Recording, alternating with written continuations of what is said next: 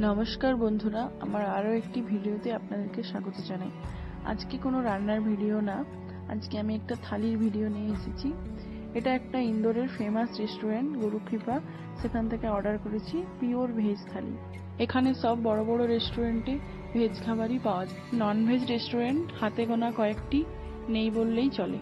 প্রথমেই ছিল তন্দুরি রুটি 4টা, মানে অপশন ছিল পরোটা 3টা, তো আমি তন্দুরি রুটিটাই নিয়েছিলাম। পুরো ঘি দিয়ে মাখানো ছিল। এখানকার লোক রুটি বেশি পছন্দ করে ভাতের থেকে। হোটেলগুলোতেও এখানে ভাত খুব অল্পই দেওয়া হয়।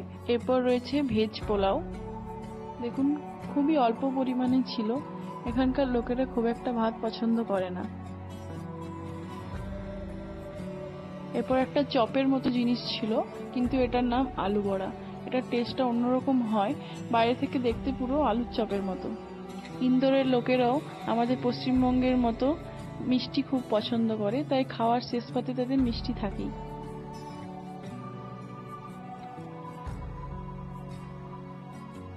এরপর ছিল মেথি মটর মালাই। এটা আমি প্রথমে এই রেস্টুরেন্টেই খেয়েছি, খুব ভালো খেতে। ভেজ আইটেমগুলোর মধ্যে আমার সব থেকে বেশি এটাই ভালো লাগে। এরপর ছিল পনির বাটার মশলা। এটা একটু মিষ্টি মিষ্টি খেতে হয়, পরোটার সাথে বা রুটির সাথে ভালো লাগে। এরপর ছিল ডাল ফ্রাই। এখানকার লোকেরা কিন্তু রুটির সাথে ডালটা খুব পছন্দ করে, আর এখানকার ডালের টেস্টটাও একটু অন্যরকম হয়। বিশেষত এখানকার লোক অড়হরের ডাল খায়।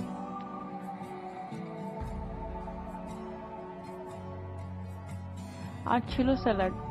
এটা পুরো ভেজ থালি ছিল, মানে পেঁয়াজ রসুনের ব্যবহারও ছিল না এটাতে। আর ছিল আমার ফেভারিট বুন্দি রায়তা। এটা মোটামুটি সব রেস্টুরেন্টে বা সব হোটেলেই থালির সাথে থাকে।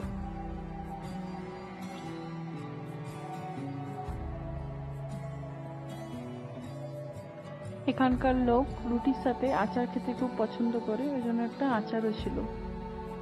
সত্যি ভারতবর্ষের মধ্যে কতই না বিচিত্র, প্রতিটা রাজ্যে আলাদা আলাদা খাবার। আমরা পশ্চিমবঙ্গের লোকেরা ভাবতেই পারি না যে ভাত ছাড়া থাকবো, কিন্তু এখানকার লোকেরা অনায়াসে 1-2 মাস ভাত না খেয়ে কাটিয়ে দিতে পারে। ভিডিওটি ভালো লাগলে একটি লাইক করে দেবেন, আর চ্যানেলটা সাবস্ক্রাইব করা না থাকলে অবশ্যই সাবস্ক্রাইব করে দেবেন। ধন্যবাদ।